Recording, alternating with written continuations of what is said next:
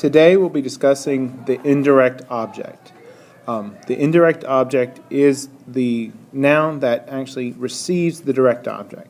So here we have an example of John gave a pen to Marcy, or John gave Marcy a pen.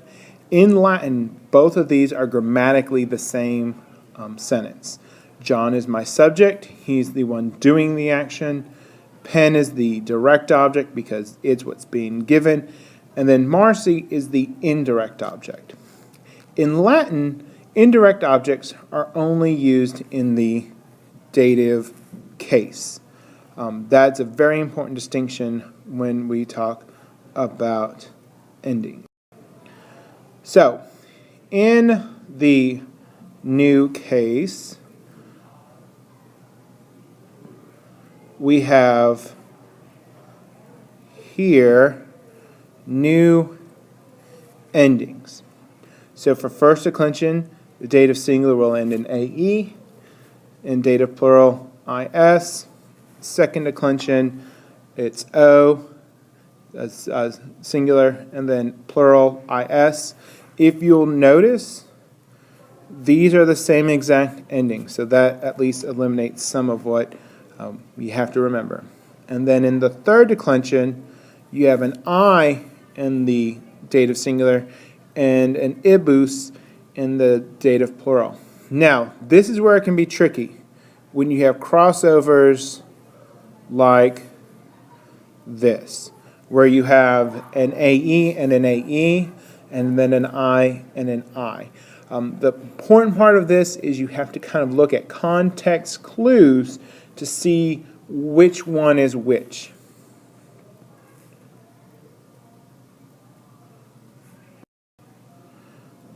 So, here we have the pronouns.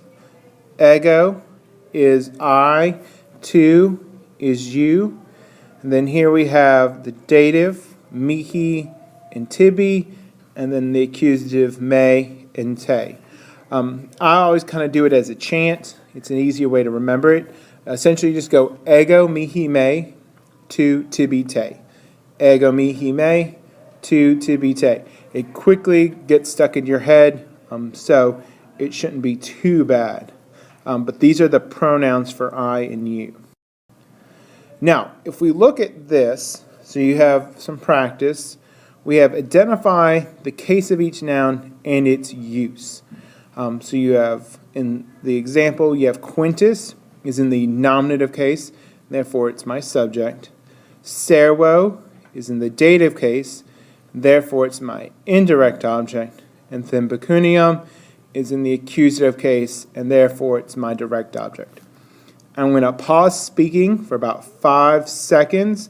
During this time, you can pause as well and work on the practice, and then we will go over it in about 5 seconds.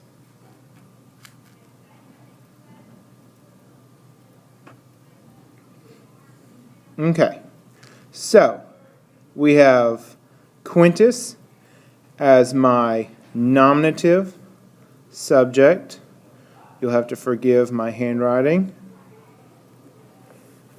Then we have amicis with that is ending. We know that that's the dative and it's the indirect object. And then discum with that ending is the accusative direct object. In sentence 2, you have metella, which is again the nominative subject. Filio is my dative indirect object because of the O ending. And then donum with the is my accusative direct object. For number 3, mercator is the nominative subject because you have the R ending. Feminis with that is ending is still a dative indirect object. And then togas with the as ending is my accusative direct object. Number 4, metella, the A tells me it's nominative subject. Quinto, the O ending tells me it's dative indirect object.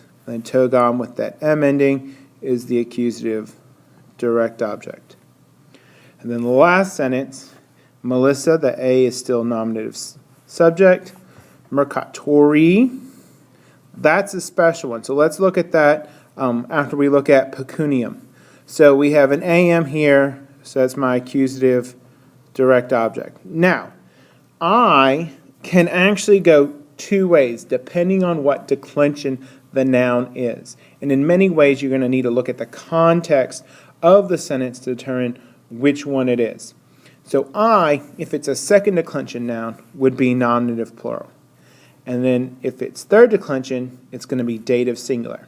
Now in this sentence, it's pretty clear what we can look at. We can look at Melissa and say, we'll already have a nominative.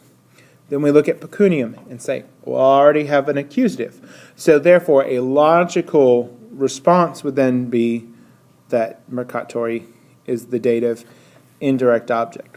You can also verify that mercatori is not a nominative plural second declension word, because if mercatori were the nominative plural, then you could not have did it as the verb, because you cannot have a plural subject with a singular verb. And that's something that's really important to remember. That context clues will help us remember or identify what cases we already have and then what cases we need. So Melissa, we already had a subject. Pecunium, we already had an accusative, and therefore, logically speaking, we would have mercatori as the dative. Now, as you did this, hopefully you noticed a pattern emerge. And that sentence pattern is that, normally speaking, we'll have the subject, then the indirect object, followed by the direct object, and then the verb. So we'll go nominative, dative, accusative, verb.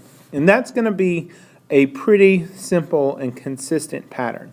Now, don't always rely on that. You still need to focus on your endings. That O is a dative, that A is a nominative, that M tells us something's accusative. So those are still very important to remember. You always should rely on your endings. So here's some more independent practice. Again, I want you to look at what case you have and identify its use. So again, I'm going to pause for about 5 seconds. During that time, you can also pause this presentation, do your work, and then once you're done, you can restart.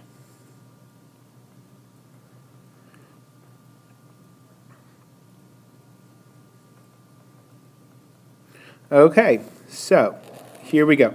I'm going to do this orally so that there's not a lot of space here. So in number 1, we have servus, which is my nominative subject, quinto, which is my dative indirect object, and discum, which is my accusative direct object. Again, following our pattern of subject, indirect object, direct object. In number 2, we have Pompiani, which is my nominative subject. Now we can verify that Pompiani is going to be in the nominative because you have athletes with that is, which is clearly dative, and then statuos with that as is clearly accusative. So it only makes sense for Pompiani to be the nominative.